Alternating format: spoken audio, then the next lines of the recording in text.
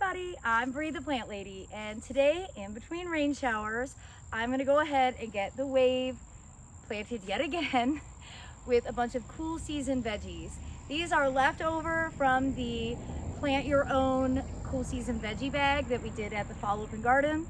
I don't have anywhere else in the garden that's open at this stage, and I'm about to be gone for nearly 4 weeks. I don't want to keep them in the trays because they'll suffer, so decided that the wave being open is actually a blessing in disguise because it's the perfect location to get all of these things in. I've got a nice mix of kale, Swiss chard, lettuce, Brussels sprouts, cabbage, and broccoli.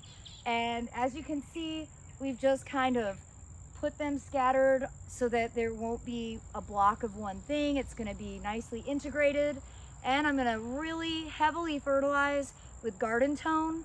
For one thing, because I have a lot of it, but I'm also wondering if I've been underfeeding this bed, and that's really part of the contribution for why it hasn't grown better for the rest of this year. So I hope you will stay tuned to watch my progress. Well, everybody, this is my helper, Charlie. Wave to everybody. Hey. How old are you? 6. 6. He's a worker in training. He's super talented. All right, how many veggies did we plant? 200. 200, everybody. So I think once and for all, the wave might actually start to look like something for the first time since last spring. So we have one more big task to do, Charlie. What? We are going to fertilize. And the fertilizer is stinky and organic. You want to help me? Yeah. Awesome.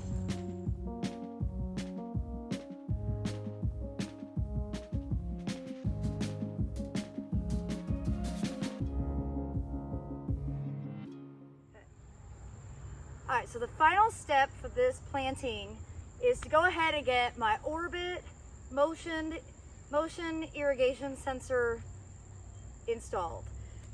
This is hooked up to a hose. The hose is on, and it has a bunch of settings, and I'm specifically going to set this for night. And I think the range and duration are already set from last year. You can kind of mess with those. And I have it going in a complete circle. That way, when it goes off, it'll water everything. Now, the main thing is that I have to remember this is on. That's why I set it at night, because I'm not walking around out here as much during the nighttime. But it'll spray water at anything that moves, including the cats. But mostly I'm doing this for deer. We have 5 deer living in the backyard very happily. Saw them today. They don't even run away when I come very close. They're very tame. And I have literally just planted 200 vegetables that are essentially a salad bar. So of course they're going to eat them. Because I'm going to be out of town, I'm not going to be able to keep up with spraying. Now I do have the intention of putting cattle fence panels around here. Most of my cattle fence panels are already in use. So it'll require me actually going to buy more. And honestly, I'm not sure I'm going to have time to do that. So file that under good intentions, but maybe not a lot of follow through. Okay, to make sure it's working, sacrifice myself.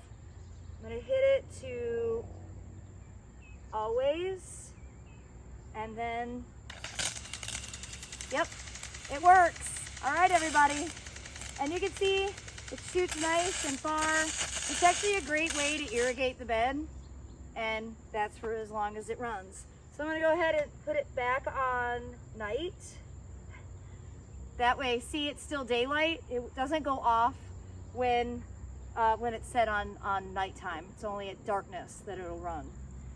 So, with that said, I do hope that you'll tune in and be able to see how this big border grows out for the duration of the fall season. And as always, thanks so much for watching. Happy gardening, everybody.